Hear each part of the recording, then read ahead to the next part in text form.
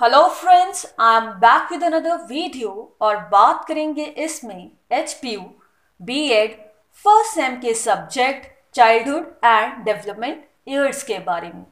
तो आप में से कुछ लोगों के मेल्स आए, कुछ के कमेंट्स भी आए कि मैम B.Ed फर्स्ट सेम की तैयारी भी शुरू करवा दी जाए।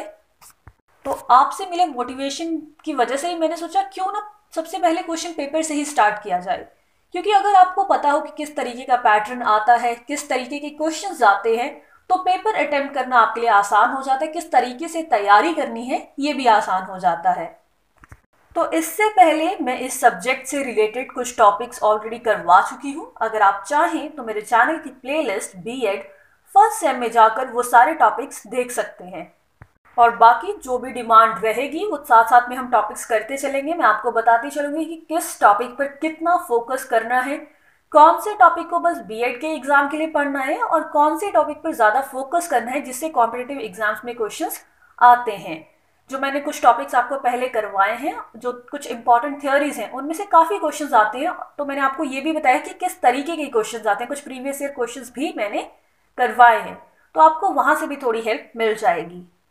तो चलिए अब आपका ज़्यादा समय ना लेते हुए फटाफट से बात करते हैं चाइल्डहुड एंड डेवलपमेंट ईयर्स के पेपर के बारे में। तो 80 मार्क्स का ये पेपर होता है। टाइम दिया जाता है आपको 3 आवर्स। 40 पेजेस की आपको आंसर शीट दी जाती है और आपको उसके अलावा कोई भी अलग से सप्लीमेंट्री शीट नहीं दी जाती है। आपको उसी में पेपर कंप्लीट करना रहता है। तो वो भी थोड़ा ध्यान रखना पड़ता है कि किस तरीके से आप लिखें। ये भी ना हो कि पूरी शीट खाली ही रह जाए और ये भी ना हो कि आपके पास जगह ही ना बचे। तो एक प्रॉपर अरेंजमेंट और स्ट्रक्चर्ड वे में ही आंसर्स किए जाते हैं। तो 5 सेक्शंस होते हैं इस सब्जेक्ट में। सेक्शन A कंपल्सरी होता है, जिसमें जो आपके पास सिलेबस है, अगर किसी के पास नहीं है तो मुझे बता देना, मैं लिंक शेयर कर दूंगी, आपके साथ डिस्कस कर लूंगी। तो उसमें क्या होता है कि हर सेक्शन में से क्वेश्चंस आते हैं और बाकी होता है section B, C, D and E, जिसमें आपको 2 क्वेश्चन दिए जाते हैं। जो हर सेक्शन में से एक एक क्वेश्चन आता है। जैसे कि 4 सेक्शन होते हैं तो उन चारों सेक्शनों से 2-2 क्वेश्चन आएंगे और आपको कोई एक क्वेश्चन करना होता है। तो चलिए देखते हैं कि पिछली बार सेक्शन A में कौन कौन से क्वेश्चंस आए थे, यानी कि जो कंपल्सरी क्वेश्चंस होते हैं, जो कि पूरे सिलेबस में से कहीं से भी कुछ भी आ सकता है। So briefly discuss all the following, यानी कि निम्नलिखित में सभी पर संक्षेप में वर्णन करें। सबसे पहला क्वेश्चन था कॉन्सेप्ट ऑफ डेवलपमेंट, यानी कि विकास की अवधारणा। Second, nature of educational psychology, शैक्षिक मनोविज्ञान की प्रकृति। Then difference between interest and aptitude, रुचि और अभिक्षम्यता के बीच अंतर। कैरेक्टरिस्टिक्स ऑफ क्रिएटिव लर्नर्स, यानी कि रचनात्मक शिक्षार्थियों के लक्षण। Role of language spoken and language instruction in teaching learning process, यानी कि शिक्षण सीखने की प्रक्रिया में बोली जाने वाली भाषा और भाषा निर्देश की भूमिका। Influences of values in personality development, यानी कि व्यक्तित्व विकास में मूल्यों का प्रभाव। Social economic status as cause of individual differences, यानी कि व्यक्तिगत मतभेदों के कारणों के रूप में सामाजिक आर्थिक स्थिति। नेक्स्ट था differentiate between maladjusted and adjusted child, एक असमायोजित और समायोजित बच्चे में अंतर। सेक्शन B में जो 2 क्वेश्चन दिए गए थे वो कुछ इस प्रकार थे।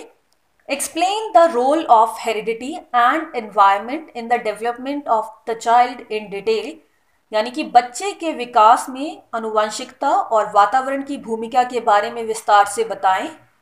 और teacher training for the prospective teacher is incomplete without knowledge of the educational psychology, comment on this statement, यानी कि शैक्षिक मनोविज्ञान के ज्ञान के बिना भावी शिक्षकों के लिए शिक्षक प्रशिक्षण अधूरा है।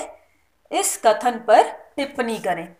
सेक्शन C में जो क्वेश्चन आए थे वो कुछ इस प्रकार थे। What do you understand by individual differences, यानी कि आप व्यक्तिगत अंतर से क्या समझते हैं। Why is the knowledge of individual differences necessary for the teacher, explain in detail, शिक्षकों के लिए व्यक्तिगत अंतरों का ज्ञान क्यों आवश्यक है, विस्तार से व्याख्या करो। दूसरा क्वेश्चन इसमें आया था what do you understand about the specific learning disabilities, यानी कि विशिष्ट सीखने की अक्षमताओं के बारे में आप क्या समझते हैं। Mention the name of the different specific learning disabilities, यानी कि विभिन्न विशिष्ट शिक्षण अक्षमताओं के बारे में उल्लेख करें।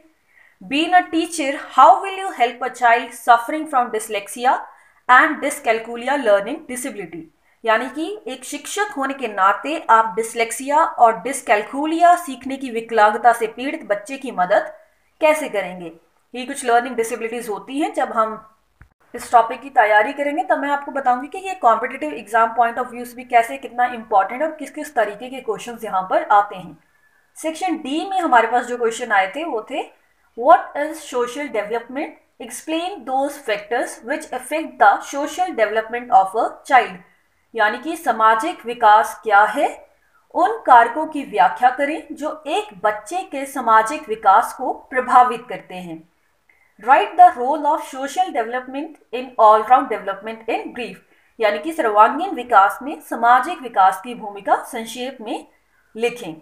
और यानी कि दूसरा क्वेश्चन जो आया था, right the different characteristics of the adolescence period, यानी कि किशोरावस्था अवधि की विभिन्न विशेषताओं को लिखें। Being a teacher, how will you solve the barriers problem occur in adolescence period? यानी कि एक शिक्षक होने के नाते आप किशोरावस्था में आने वाली बाधाओं को कैसे हल करेंगे। हालांकि अभी आपको लग रहा होगा कि किशोरावस्था में कैसे प्रॉब्लम्स, लेकिन जब आप इस टॉपिक को पढ़ेंगे तब आप जानेंगे कि क्यों स्टैनली हॉल ने इसे stress and strain, storm and strife का पीरियड कहा है। सेक्शन ई में जो दो क्वेश्चन आए थे वो थे what is cognitive development, explain the factors which affect the cognitive development of adolescence students. यानी कि संज्ञानात्मक विकास क्या है, किशोरावस्था के छात्रों के संज्ञानात्मक विकास को प्रभावित करने वाले कारकों की व्याख्या करें।